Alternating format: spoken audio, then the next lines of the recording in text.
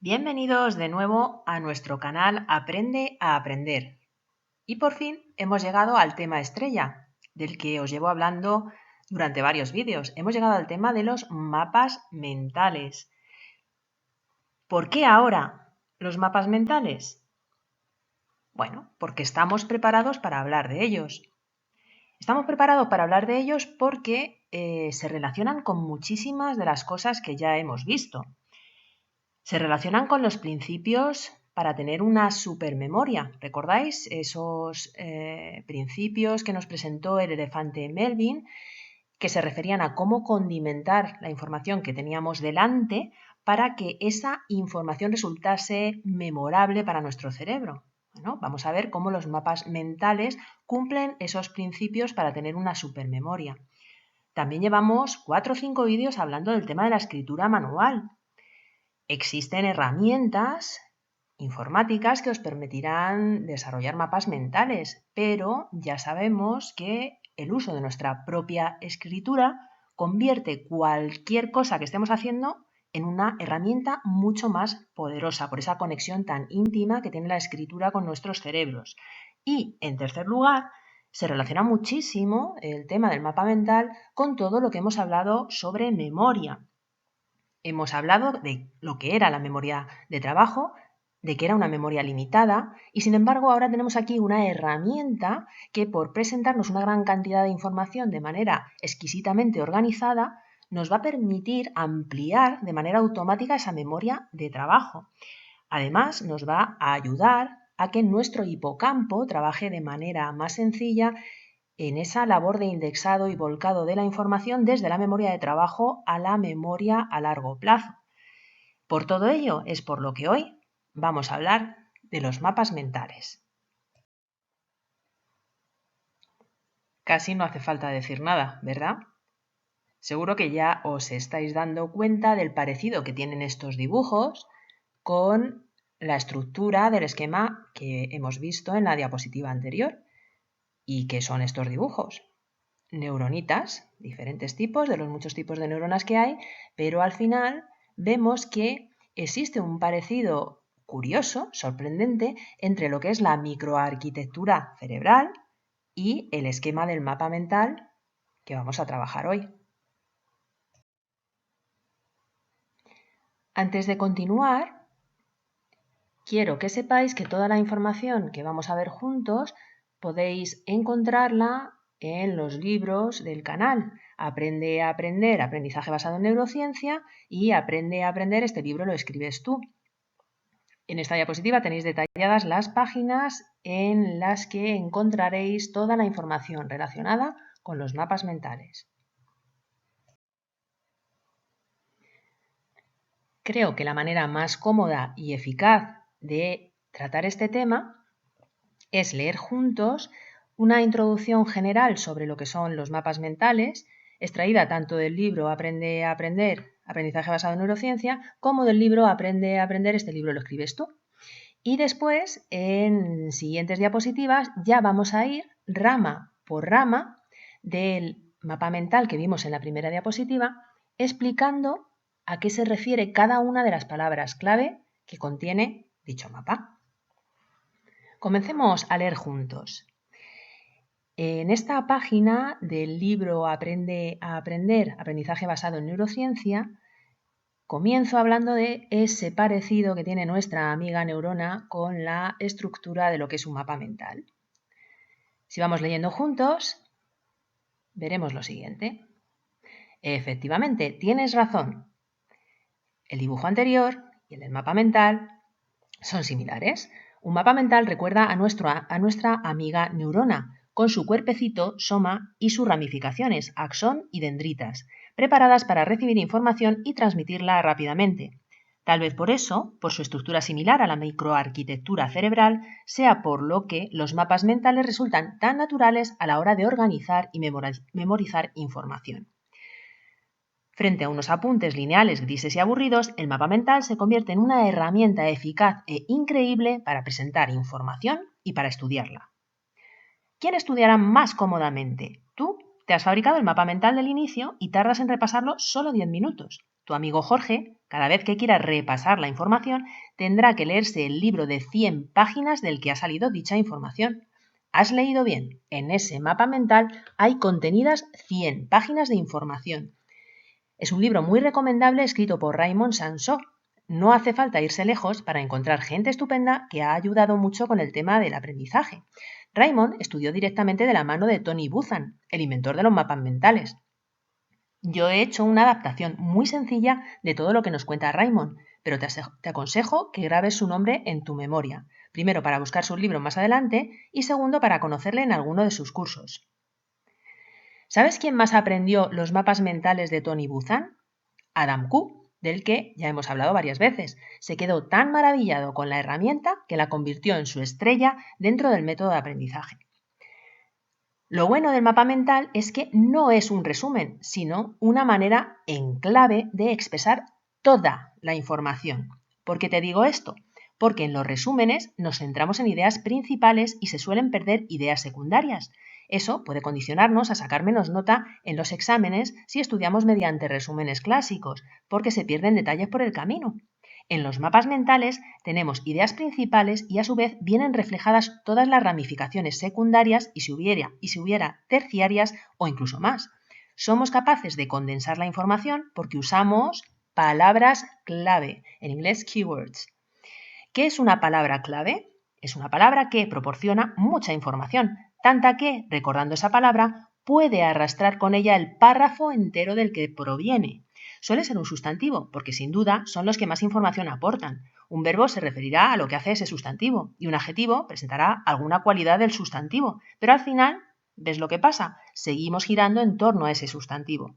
De todos modos, podemos incluir de todo entre nuestras palabras clave, nombres, verbos, adverbios y adjetivos en caso de que, para ti, contengan información importante que te haga enganchar con el hilo de la información.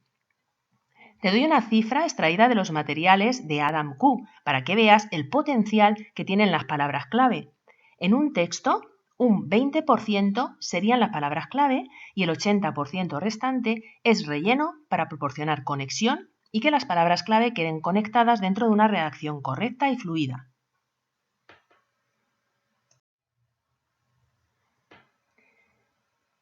En esta diapositiva voy a saltar al libro Aprende a aprender. Este libro lo escribes tú para seguir hablando de generalidades sobre los mapas mentales. Ya sabéis que el formato de este libro es el siguiente, una frase de un personaje célebre, que en este caso va a ser, por supuesto, Tony Buzan, y luego hacemos ciertos comentarios, ciertas reflexiones en torno a la información de nuestra frase célebre. ¿Qué dice la frase? Gracias a los mapas mentales puedes convertir una larga y aburrida lista de información en un diagrama brillante, fácil de recordar y altamente organizado. Tus pensamientos en sintonía con los procesos naturales de tu cerebro. Como os decía, la frase es de Tony Buzan, padre de los mapas mentales, psicólogo, escritor, conferenciante y consultor. Más cositas que dice esta página. Fijaos, lo que os comentaba antes relacionado con los principios de la supermemoria. El mapa mental cumple prácticamente con todos los requisitos para la supermemorización que nos presentó el elefante Melvin en su esquema. Tiene imágenes, asocia conceptos, es una estructura viva y colorida que nos atrae, nos sorprende e incluso divierte por su diseño y sobre todo proporciona una visión general del tema que estamos tratando, es decir, nos da el contexto, el puzzle general, de manera que podemos ver qué lugar ocupa cada pieza, cada flecha o rama, dentro de la globalidad de la información. Por aunar todas estas características es por lo que el mapa mental es, digamos, el plato fuerte tanto en los libros como en los vídeos que hemos visto hasta ahora. Seguimos hablando de algunas generalidades sobre los mapas mentales porque hay algunos detalles que incluimos en el segundo libro y que no estaban detallados en el primero. Vamos a leerlo. Precisamente, la búsqueda del holismo es la razón de ser del sistema operativo del hemisferio cerebral derecho. El hemisferio derecho quiere entender contextos, quiere conocer el todo más que las partes, justo lo contrario que el hemisferio izquierdo, que es más analítico y detallista. Toda esta información viene por el tema del contexto, que ya hemos hablado, ¿vale? ¿Por qué es tan importante presentar así la información? ¿Por qué nos proporciona el contexto? ¿Y qué importancia tiene el dar esa globalidad y no solo la parte? Seguimos viendo este tema. El doctor Mario Alonso Puig lo ejemplifica muy bien en su libro Resetea tu mente, diciendo que si estuviésemos en un sitio lleno de árboles, el hemisferio derecho no le interesaría contar los árboles. Al hemisferio derecho, perdón, no le interesaría contar los árboles, simplemente vería un bosque. El hemisferio izquierdo es más de dividir para estudiar y analizar las partes. En cambio, el hemisferio derecho une para buscar el todo. En definitiva, lo que os quiero decir con estas líneas es que el mapa mental consigue reclutar a ambos hemisferios cerebrales. A uno porque le presenta las partes de manera organizada y analítica, y a otro porque, si quiere buscarla, le presenta el todo también. Sigamos leyendo. Ya vimos la importancia de reclutar a los dos hemisferios cerebrales a la hora de estudiar, para trabajar con el cerebro de los supergenios. El mapa mental funciona fenomenal para dar entretenimiento a ambos hemisferios. Tratar de ver la generalidad, intentar contemplar el cuadro en su totalidad, es algo que involucrará a nuestro hemisferio cerebral derecho. En ese intento de percepción del todo, se verá estimulada la búsqueda de asociaciones cerebrales para rellenar los huecos de información. Eso requerirá imaginación, creatividad. Además, ya habéis visto la herramienta. Estaremos dibujando, utilizando colores e imágenes mientras organizamos la información que tenemos que expresar en ese mapa mental. ¡Qué equipazo! El hemisferio izquierdo proporcionando la información, organizándola, calculando el espacio, buscando la palabra clave adecuada, y el hemisferio derecho imaginando la obra acabada y conectando unas partes con otras de manera llamativa, creativa, colorida, artística. ¿Cómo se le ocurriría a Tony Buzan una herramienta tan eficaz para integrar la información? Bueno, pues ya lo sabemos. Se fijó en una neurona, en su axón y sus dendritas y en cómo irradiaban esas prolongaciones desde el centro de la célula hacia la periferia. Por eso nos habla en la frase del inicio del tema de un diagrama organizado y con los pensamientos en sintonía con los procesos naturales de nuestro cerebro. Definitivamente, la estructura del mapa mental se parece a la microarquitectura cerebral. Igual que un potencial de acción que se desplaza por la célula nerviosa buscando conectar con la siguiente neurona, la información en el mapa mental se va desplazando de un nivel a otro en diferentes ramas siguiendo patrones de asociación. Es decir, la información se va expresando de manera relacionada de unas ramas que nos llevan a las siguientes. Lo genial de este invento de Tony es que tenemos las partes perfectamente delimitadas, pero nunca perdemos la perspectiva del todo. Ya hemos visto, muchísimos autores han trabajado con los mapas mentales de Tony Buzan, entre ellos Adam Q y Raymond Sansó, de los que ya hemos hablado. Ya os comenté, ahora vuelvo a decirlo, que el mapa mental de la diapositiva inicial es un libro de más de 100 páginas de Raymond Sansó. Consejo final, después de leer un tema o un libro, ¿qué tendréis que hacer con vuestros materiales?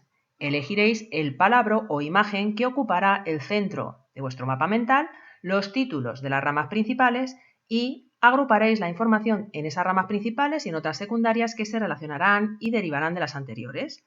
También puede haber un tercer y cuarto nivel de ramas dependiendo de la complejidad y extensión del mapa mental. Las ramas serán curvas para dar mayor vida a la información. Es como si lo lineal y recto aburriese más al cerebro. Cada curva será el nido perfecto para una palabra clave. A estas alturas hemos hablado muchas veces de las palabras clave y seguro que ya sois expertos en la selección de dichas palabras clave. Y bueno, nos vamos a detener aquí porque ya empezamos a hablar de características concretas del mapa mental y eso lo vamos a hacer en siguientes diapositivas leyendo rama por rama.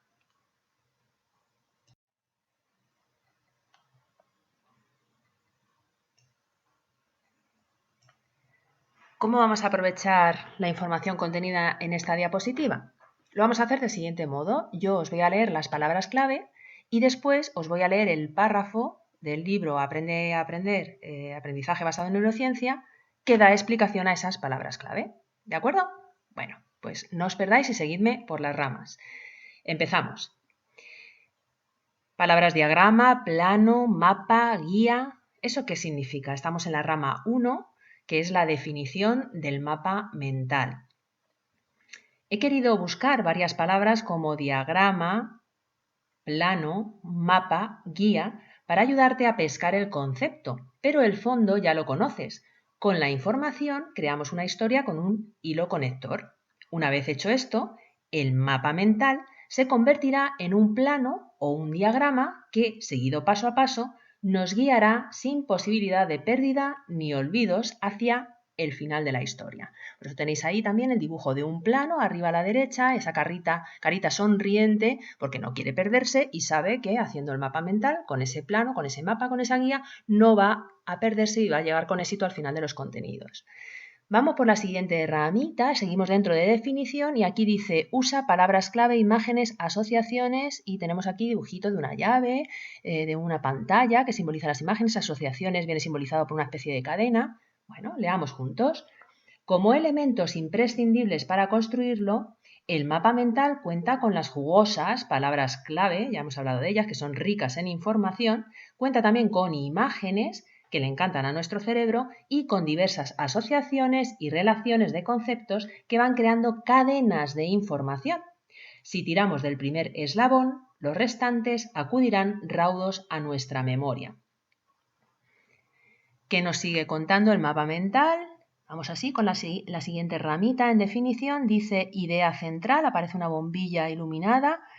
Aquí pone ramas principales y luego se abren aquí unas ramas secundarias en un color diferente. Se abren ramas terciarias en azul. Traduzcamos. Como puedes ver, la información se organiza en torno a una idea central que da título al mapa mental.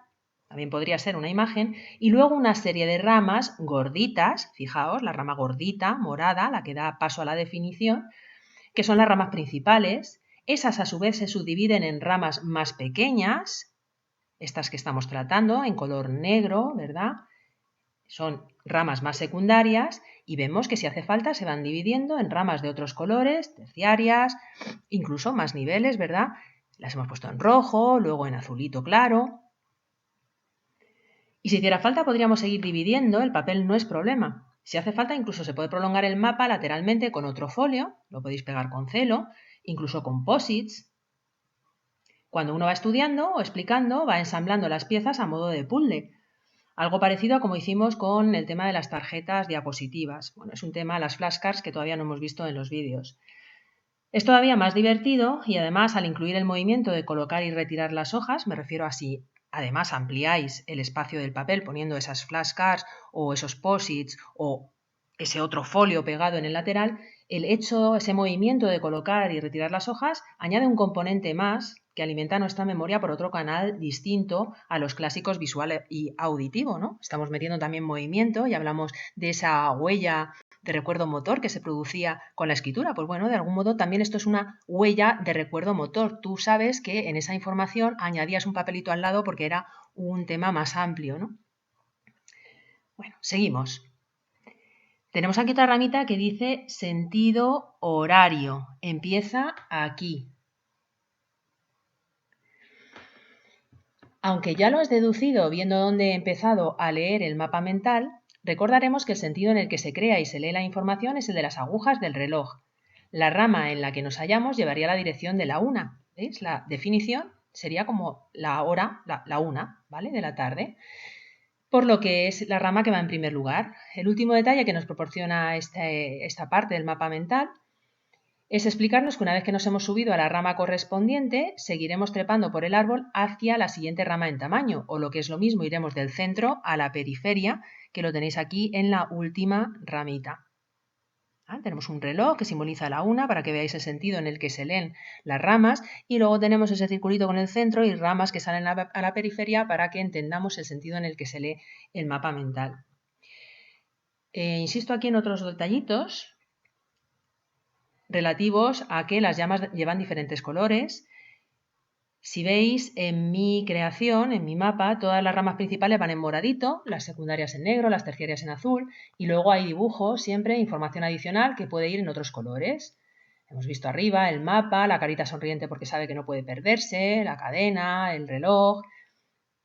Es solo un comentario para que veáis cómo todo se complementa y encaja perfectamente.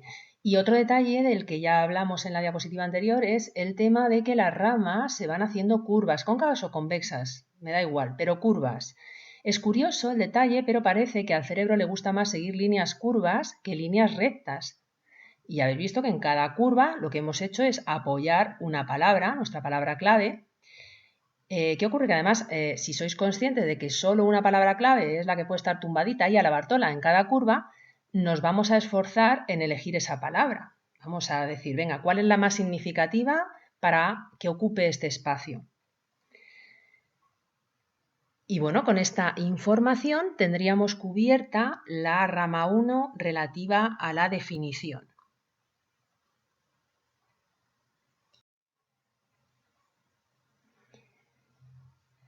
Antes de seguir con la rama 2 ventajas, quería que tomaseis nota de un dato, y es el siguiente, relativo a la diapositiva anterior, donde hablamos de la definición.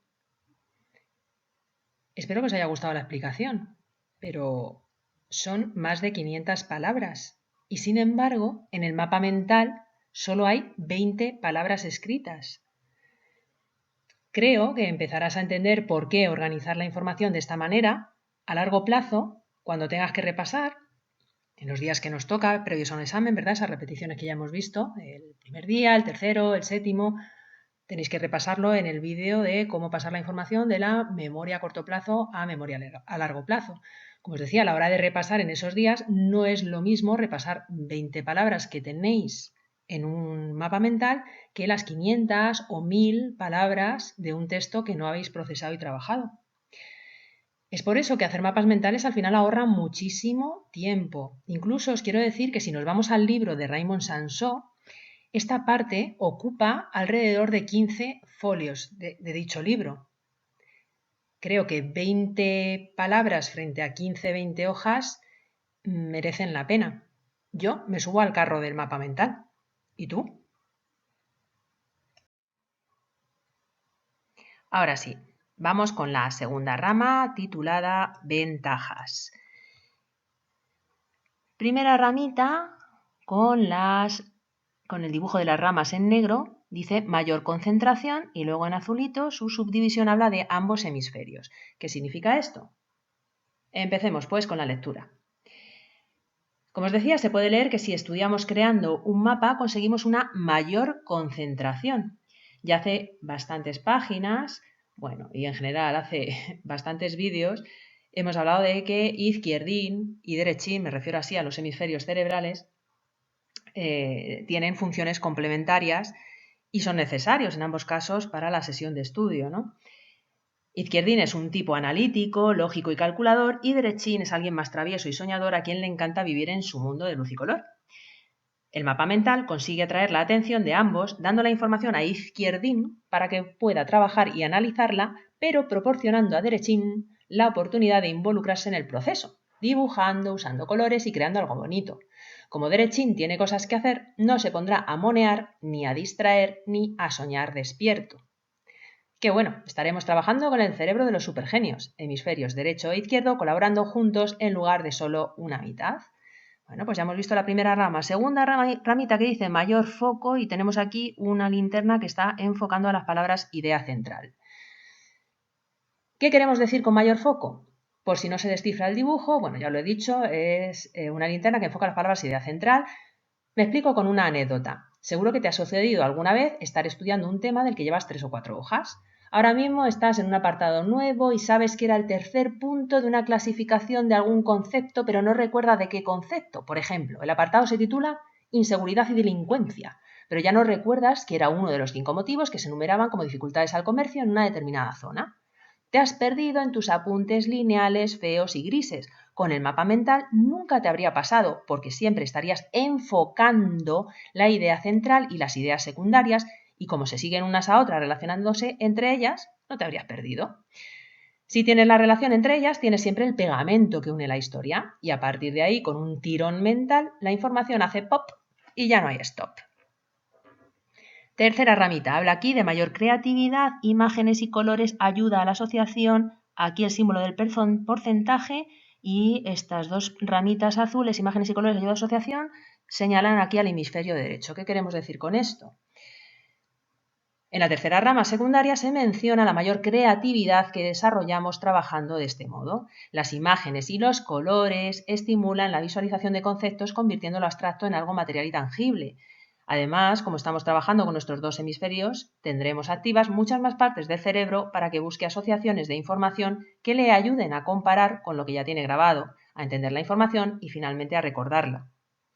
¿Veis esas dos flechitas que os decía ahí, con un par de flechitas azules en el mapa? Te vuelvo a recalcar que el tema de los colores, imágenes y búsqueda de asociaciones, metáforas, comparaciones, son acciones que involucran y entretienen más a derechín. ¿Ves? Eso que tenemos aquí puesto de hemisferio derecho. Así sumará creando en lugar de restar distrayendo. Ya estamos terminando, queda muy poquito. Aquí habla de una mejor memorización en la siguiente rama porque usa los principios de la supermemoria.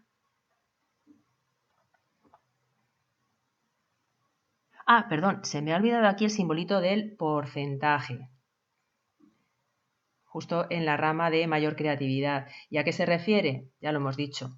Me refiero al porcentaje de utilización del cerebro, que será mucho mayor, y también al porcentaje de información que recordaremos. Por si alguien no ha estudiado porcentajes, ¿vale? Si eres jovencito y no sabes a qué me refiero, decir un 100% de algo significa la totalidad, un 50% la mitad y un 0% nada de nada.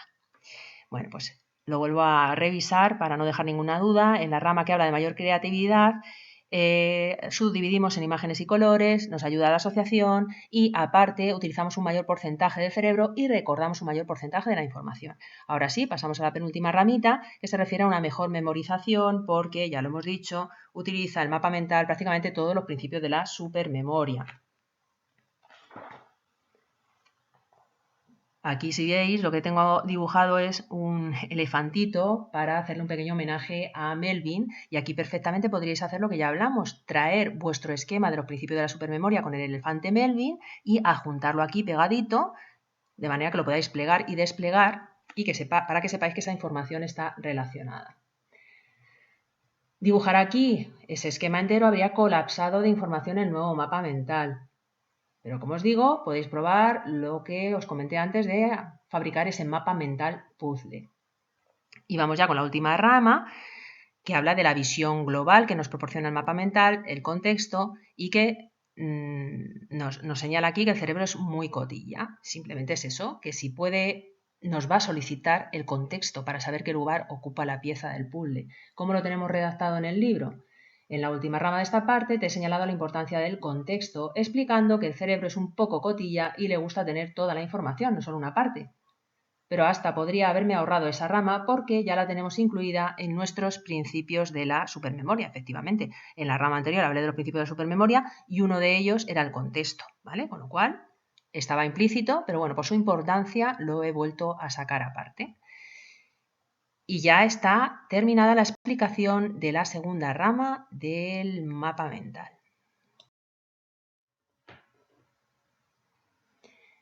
Y lo siento, pero tenemos que parar aquí. Es suficiente por hoy, ya tenemos demasiada información y no queremos colapsar nuestra memoria de trabajo, ¿verdad?